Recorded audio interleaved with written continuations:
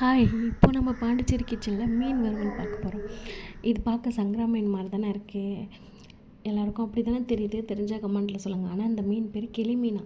First time வாங்கி try பண்ணி பார்த்தேன். வறுத்து பார்த்தா செம்ம டேஸ்ட்டாக இருந்துச்சு. நீங்களும் இந்த மீன் கிடைச்சா ட்ரை பண்ணி பாருங்கள். கொஞ்சம் ஆயிரத்துக்கு தான் ரொம்ப கஷ்டமாக இருக்குது. மற்றபடி டேஸ்ட்டெல்லாம் சூப்பராக இருக்குது.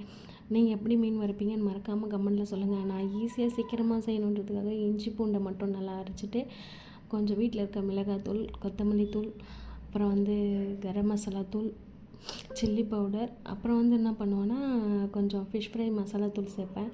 கருவேப்பிலை போட்டு எண்ணெய் ஊற்றி வறுப்பேன். டேஸ்ட்டு செம்மையாக இருக்கும். கருவேப்பிலை போட்டு நீங்கள் வறுத்து பாருங்கள், அந்த டேஸ்ட்டே வேறு லெவலில் இருக்கும். செம்ம சூப்பராக இருந்துச்சு மீன் வறுவல். நான் சொன்ன மாதிரி நீங்கள் ஈஸியாக சீக்கிரமாக ட்ரை பண்ணி பாருங்கள். ரொம்பவே நல்லாயிருக்கும். மறக்காமல் என் சேனலை சப்ஸ்கிரைப் பண்ணிக்கோங்க. எல்லோரும் சொல்லுவாங்க பொண்ணுங்க வீட்டில் இருக்காங்க ஆனால் வீட்டு வேலை செய்கிறவங்களுக்கு மட்டும்தான் அந்த கஷ்டம் தெரியும்.